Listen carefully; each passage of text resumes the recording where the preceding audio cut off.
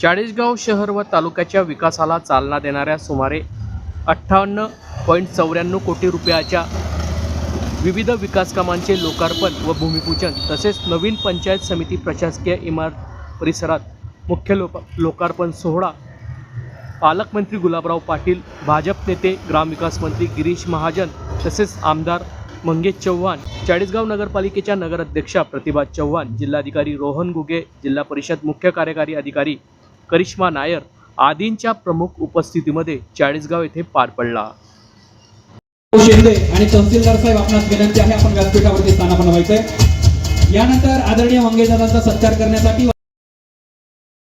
जबाबदारी मी प्रामाणिकपणे स्वीकारेल.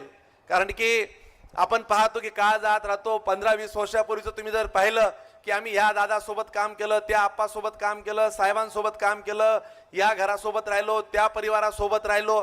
परंतु ज्या वेळेस तुम्ही केव्हाही सांगाल तर तुम्हाला एकच सांगतो, तुम्हा सगळ्या चाळीसगावकरांना अभिमान वाटेल, तुमची गर्वाने मान उंच जाईल की अरे आमचा आमदार असा होता की ज्याच्यासोबत आम्ही काम केलं त्याच्यासोबत ही विकास कामांचे प्रवाहातले सारथी म्हणून आम्ही सुद्धा सहकारी म्हणून राहिलो. हे तुम्हाला अभिमानाने सांगता येईल. अशा पद्धतीने काम या तालुक्यात करेल हे निश्चितपणे मी तुम्हाला सांगेल. राजकीय आश्वासनं, कुठले तरी काहीतरी भूलभुलैया कारण सांगणं मी प्रशासकीय बाजू तुम्हाला सांगत नाही.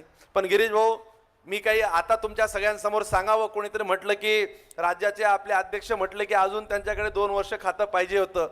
ते आता खातं ग्रामविकासमध्ये आपलं काहीच काम राहिलं नाही. आता आपलं खरं इरिगेशनमध्येच काम आहे. भाऊ, माझे 13 प्रकल्पांच्या फायली आता तुमच्याकडे. आत्ता तुम्ही काल परवा 53 कोटी 14 लाख रुपये तुम्ही मला मनारच्या खालच्या कामासाठी दिलेत. त्याची प्रशासकीय मान्यता, तुम्ही ती फाईल साईन केली आणि दुसऱ्याच दिवशी त्याची ऑर्डर आम्ही खाली घेतली. आता जवळजवळ 1300 कोटी रुपयाचे प्रकल्प माझे पाईपलाईनमध्ये आहेत. मी मला माहिती आहे की मी इथं सांगितलं आणि तुम्ही आश्वासन दिलं नाही दिलं. तुम्ही कुठलंच काम चाळीसगाव म्हटल्यानंतर कितीतरी असे उदाहरणं असतील. इथं उपसचिव आपले प्रशांत पाटील चाळीसगावचेच आहेत. तुम्ही जर कधी फोन केला असेल तर जामनेरचं एखादं काम बघा आणि सांगितलं असेल त्याच्यानंतर ॲड ऑन असायचं की चाळीसगावला पण त्यात ते ॲड करून घ्या. अशी ग्रामविकासची कामं केलीत. आता जलसंपदाचे बलून बंधाऱ्यांचा तुम्हाला सांगतो की तुम्ही किती वर्षापासून ऐकतायत. तो प्रस्ताव भाऊंनी रद्द केला. ती फाईल स्वतः मागवली. तो प्रस्ताव मंजूर झाला.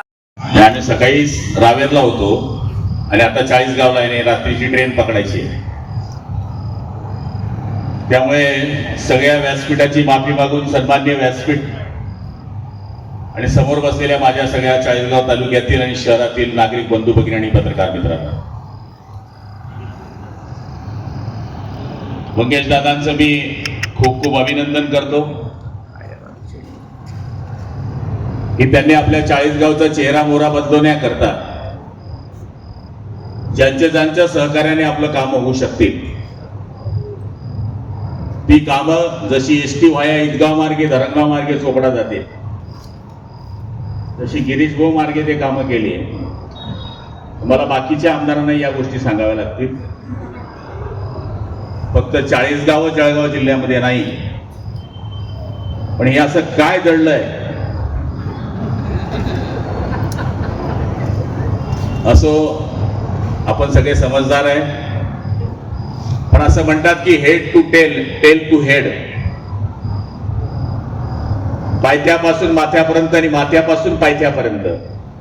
मी गिरीश भाऊंचं खूप अभिनंदन करेल की आम्ही जळगाव शहराच्या जवळ राहतो. बऱ्याच सुविधा या शहराच्या लगत असल्यामुळे शहराला बऱ्याच सुविधा आम्हाला मिळत असतात. सिव्हिल हॉस्पिटलात आमच्या तालुक्यापासून 15-20 किलोमीटरवर आहे. त्यामुळे आम्हाला या रुग्णालयाची पाहिजे तेवढी गरज पडत नाही. कारण की 10 मिनिटात ते 15-20 मिनिटाच्या आत आमच्या ॲम्ब्युलन्स तिथे जाऊन पेशंटला पोहोचवू शकतात. पण चाळीसगाव याला धुळं आणि जळगाव शिवाय पर्याय नाही. तिथे या सुविधांची 100% गरज आहे. ही ओळखून जी कामं झाली त्या कामांचं सगळ्यात महत्वाचं काम आहे. कारण की जेवढा तालुका लांब जिल्ह्यापासून असतो तेवढ्या गरजाही जास्त असतात. जेवढा तालुका जिल्ह्याच्या जवळ असतो त्याच्या गरजा तेवढ्या कमी असतात. आज मी त्यांच्या कामांच्या बाबतीमध्ये प्रशंसा करायला काही अडचणच नाही, याचं कारण इतकी सुंदरच कामं झालेली आहेत. पण मला आठवतं की ज्यावेळेस मी आमदार झालो, मी गिरीश भाऊंना सांगत होतो मला पंचायत समितीच्या कार्यालयाला 2 कोटी भेटले. तेव्हा काय होतं? काही नव्हतं, इल्लू होतं तेव्हा. आता दणादण पैसे आहे. मला रेस्ट हाऊसला धरणगाव सारख्या गावात 9 कोटी रुपये मिळाले. हे कधी पाहिलं होतं आम्ही स्वप्न? कारण की त्यावेळेसच्या बजेटमध्ये, यावेळेसच्या बजेटमध्ये त्यावेळेसचे पैसे, यावेळेसचे पैसे, त्यावेळेसचे लोकप्रतिनिधी, यावेळेसचे लोकप्रतिनिधी, जर काम करून घेणारा लोकप्रतिनिधी असला तर निश्चितपणाने त्याचं किती परिवर्तन होऊ शकतं हे आपल्या डोळ्याच्या समोर आहे. अधिकारी, पदाधिकारी, मंगेश दादांनी ज्यांची ज्यांची नावं घेतले ते सगळेजण 25-30 नावं दादांनी घेतले ते 100 नाव आहेत मला वाटतं इकडे बसलेले सगळेवरती. कारण सगळंच 40गावमध्ये आपलंच आहे. त्यामुळे तर कोणाचं नाव घ्यावं कोणाचं सोडावं हाही प्रश्न आहे. जिल्हाधिकारी, CO परवानगी घेऊन या ठिकाणून गेलेत. सर्वच अधिकारी या ठिकाणी बसलेले आहेत आणि माझ्या समोर बसलेले सर्व बंधू आणि भगिनींनो, पत्रकार मित्र, खरं म्हणजे 40गावच्या विकासाच्या प्रवासातील एक महत्त्वाचा आणि आनंदाचा क्षण आहे. त्या ठिकाणी आपल्याला माहीत आहे मंगेशदादा चव्हाण याचा दूरदृष्टीकोन, त्यांची खरंच दूरदृष्टी मी म्हणेन तुला भाऊयाला की इतकं चांगलं काम, म्हणजे कुठल्या भाषेमध्ये कौतुक करावं, कुठल्या भाषेमध्ये त्याचं अभिनंदन करावं हे मला कळत नाही. इतका दूरदृष्टी असलेला नेता आपल्याला या ठिकाणी मिळालेला आहे की मी शब्दामध्ये सुद्धा सांगू शकणार नाही. कामं आता मी ज्यावेळेला बघितली तेव्हा गुलाब भाऊंनी आश्चर्यच करतो की असं कसं काय होऊ शकतं. मी 35 वर्ष मला झाले, 5 वर्ष सरपंच, 40 वर्ष मला मी कॉलेज सोडल्यापासून घेऊन होतोय. गुलाब भाऊ या ठिकाणी 5 टर्म त्यांचे झालेले आहेत. म्हणजे पण आम्हालाही आश्चर्य वाटतंय की कसं काय होऊ शकतं असं.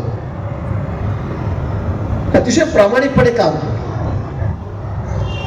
म्हणजे किंमत सांगितल्यावर मिळते इमारतीची ते इतकं त्यांनी लक्ष देऊन काम केलं आहे. खरं म्हणजे आम्हाला वेळेलाच लक्ष द्यायला. आम्ही महिन्यातून 2 दिवस 3 दिवस घरी येतो, 28 दिवस बाहेर फिरतो.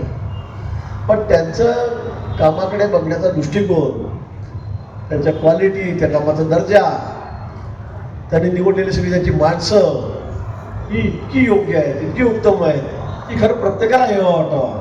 मी तर म्हणतो, मी गुलाबाला म्हटलं की महाराष्ट्रामध्ये सुद्धा असं कुठेही नसेल इतका दर्जेदार काम, महाराष्ट्रामध्ये सुद्धा कुठेही नसेल इतकं दर्जेदार काम तुम्ही या ठिकाणी केलेलं आहे. गुलाब भाऊ मला म्हणलं की चला आपण घर बांधलं तर आपल्या घरी सुद्धा असं राहणार नाही रेस्ट हाऊसवर. इतकं क्वालिटी मेंटेन त्यांनी त्या ठिकाणी केली. कुठे तडजोड नाही. तडजोड यासाठी नाही की कुठे चिंधीचोरी नाही.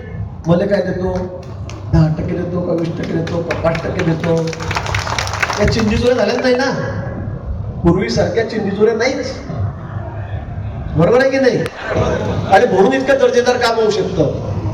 नाही तर पुढे भानगडी मारा फक्त काय माझं काय तू काही कर, आमचं काय 10% किती मी सांगत नाही. पण अशा पद्धतीने माणूस ज्या वेळेला काम करतो तो माणूस थोडे दिवसच राजकारणावर टिकतो, जास्त वर्ष टिकत नाही, जास्त दिवस टिकत नाही, मी तुम्हाला सांगतो. पण मंगेश दादा पहिल्यांदा 4000 मध्ये निवडून आले. मला त्यावेळेला तर खरंच होतं आता काय होतं काय नाही. शेवटमध्ये माझ्या निकालाकडे माझं लक्षात नव्हतं. मग ते मंगेशचं काय, अरे मंगेशचं काय. शेवटी मग आपलं जमलं. 4000 मंगेश त्या ठिकाणी निवडून आला आणि मी सुटकेचा श्वास सोडला. कारण खूप भानगडी करून मी तिकीट दिलेलं होतं, तुम्हाला माहिती आहे. प्रेस्टिज करून तिकीट दिलेलं होतं.